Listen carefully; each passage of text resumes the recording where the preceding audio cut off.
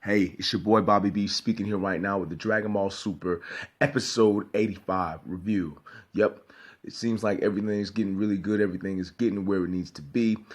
First things first, we're going to start off with Goku and Gohan splitting up. These two have become pretty much kind of like the team captain, co-captain, with Gohan doing the recruiting and examination along with his father's side. They split up. Gohan's on his way to get Piccolo while Goku insists he's going to go to Dende's to find the location of Android 17. But lo and behold, he finds an explosion going on the island and he's seeing glimpses of Majin Buu.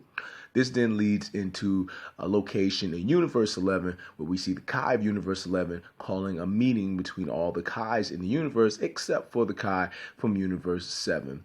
Being that he's saying that the origins of the tournament is coming from Universe 7, he tries to hold a meeting and find a solution to get Zeno to change his mind about destroying any of the universes involved. But lo and behold, the majority, if not all, of the Kais of the universe of all the universes say no matter what, Zeno's made up his mind. Don't push it because he may even do something where he may eliminate the universes a lot sooner. This then leads back into Goku and Majin Buu's encounter with one another. Right now, Buu is skinnier. He looks like a leaner version of Super Buu. Of course, delightful, happy, everything. He seems like he's driven and determined, and lo and behold, Satan is training him. So everything's looking pretty good there. They get into a little bit of a sparring match. Goku stays at base form the entire time. Majin Buu seems to be pumped about the Universal Tournament, which is pretty cool. And we get a little bit of screen time between the two and Buu displaying some of the fact that he's a bit of a genius in his own right. Goku then leaves and continues his way on to Dende. Now, this leads to Universe 11.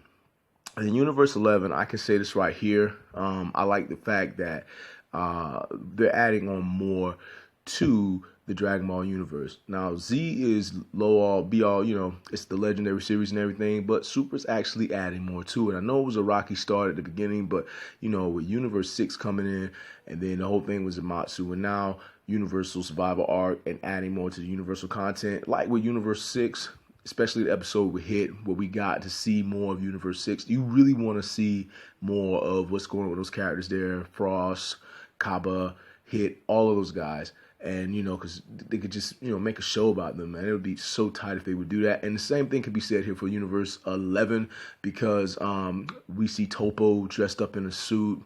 It looks like Coruscant from Star Wars, the prequel trilogy, more like a modern day Coruscant. Got on the suit. He's in a it looks like a dining spot.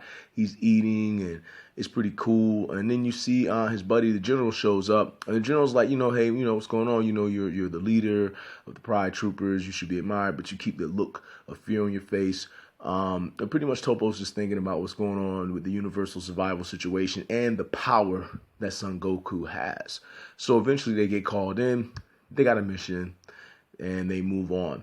Now this leads into a meeting between the gods of all the universes, again except for 7, so Beerus is not invited.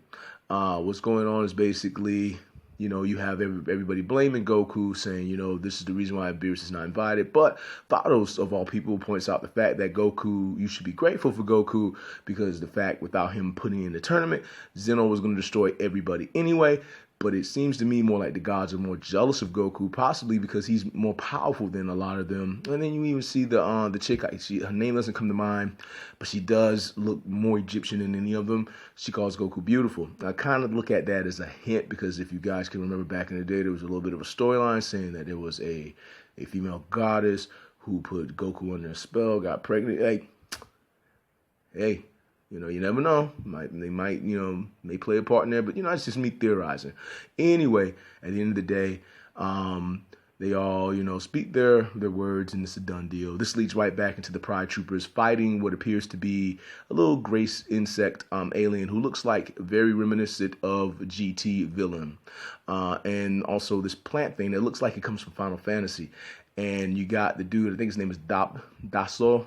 And he is like the one that everyone's been talking about that could be part of the race of Beerus and Champa.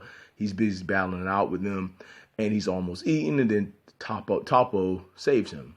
Now, the Pride Troopers, to me, they got a little bit of a mix of the Justice League, the Ginyu Force, all that going on with them. They battle it out, the General, Topo, and Daso, and they completely destroy them with Topo ending it with a nuclear dropping of the insect on the plant dude. Eventually, they discuss.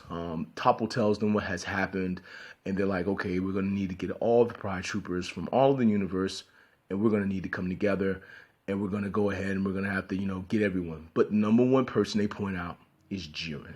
Okay, Jurin is being pumped up and hyped up. He gets a cameo here. Look, we got a pinch of this cameo in the previews, but we got more of it where they're zoning in on him. So he's being promoted, sort of like how Hit was during the Universe 6 tournament. And then we ended with Goku getting in touch with Dende. And Goku is about to get en route to get to 17, where 17 is pretty much, driving through the mountains inside of a Jeep. And, of course, as we know, the tournament building is getting constructed. So this is a pretty good episode to me. I want to say that. Pretty dope. Puts everything together. Had a lot going on. Before I fully end it, of course, Gohan meets Piccolo. And Piccolo's like, your body's got soft. I've been preparing for you. Let's get the training and find out where we need to go. Personally, I think everybody should get into this room of, time and spirit or train together, because Gohan is good, but Gohan needs to get to that God tier power. All of them needs to get the God tier. So, hey, all I can say is I'm looking forward to what's coming up. This episode is getting a rating of, I want to say, 8.5 out of 10 on the Bobby B scale. I wanted you guys to hold it down. Much love, much respect, and we'll look forward to what's coming next.